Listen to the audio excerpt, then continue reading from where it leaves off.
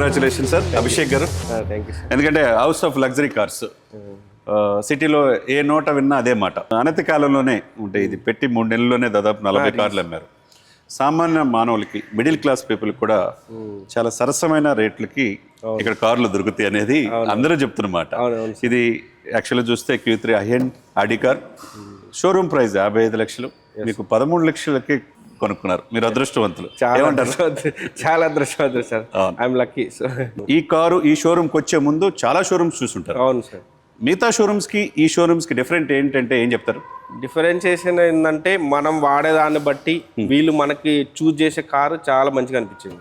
అంటే మనం అనుకునేది, నేను అనుకున్న కార్ అయితే ఆడి కాదు యాక్చువల్లీ, నిజం చెప్పాలంటే నేను బెంజ్ అనుకున్నా. కాబట్టి నేను తిరిగే తిరుగుడికి మామూలుగా 200 డైలీ 200 కిలోమీటర్స్ తిరుగుతాను నేను యాక్చువల్లీ.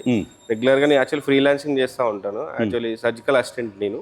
సూపర్. అంటే మెడికల్ ఫీల్డ్ లో ఉంటాను. దానికన్నా ఎక్కువ తిరుగుతుంటాను. నేను తిరిగే 200 కిలోమీటర్స్ పర్ డేకి మీకు మెర్సిడీస్ సూట్ కాదు సార్, ఇది సూట్ అయితే శ్రీశైల్ గారే చెప్పారు. శ్రీశైలం సార్ చెప్పారు. యాక్చువల్ నాకు ఆడి లేకుండా మనసులో, అంటే చాలా సార్లు ఎప్పుడన్నా అంటే ఆడి అంటే ఎక్కువ మెయింటెనెన్స్ వస్తుంది, మనం తిరుగు సెట్ కాదని అనుకున్నామని. కానీ శ్రీశైలం సార్ మాట్లాడిన తర్వాత చాలా మంచిగా అనిపించింది. డీజిల్, అది కూడా డీజిల్, మైలేజ్ కూడా మంచిగా వస్తుంది. నాకు అన్ని విధాలుగా నాకు కంఫర్టబుల్ గా ఉంటుంది. ఇది అంటే ఈ షోరూమ్కి వచ్చినప్పుడు వాళ్ళు ఎలా రిసీవ్ చేసుకున్నారు? మీ డౌట్స్ అన్ని క్లారిఫై చేశారా?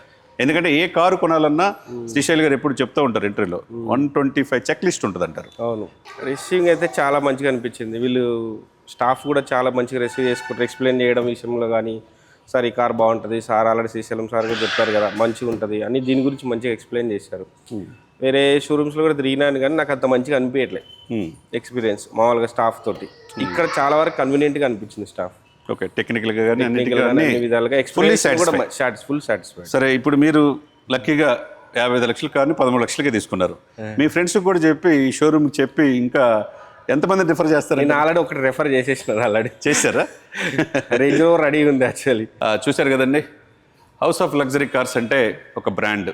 సిటీలో ఇప్పుడు ఆటో ఇంజనీర్స్ నుంచి వీళ్ళ ప్రస్థాన దశాబ్దం పైనే ఉంది. దాదాపు 3000 కార్లు అమ్మారు. మిడిల్ క్లాస్ పీపుల్ కూడా అందరూ కూడా షోరూమ్కి వెళ్ళి ₹1 కోటి 50 లక్షలు 60 లక్షల కార్లు కొనలేరు.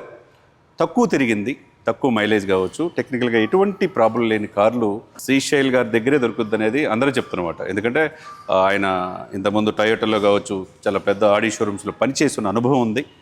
అదేవిధంగా అభిషేక్ గారు మెడికల్ ఫీల్డ్లో ఉన్నారు. తన ఫ్రెండ్స్ను కూడా చాలామందికి హౌస్ ఆఫ్ లగ్జరీ కార్స్కి సరసమైన ధరలకి నాణ్యమైన కార్లు దొరుకుతాయి అనే ఇదితో చాలామంది రిఫర్ చేస్తారంటున్నారు.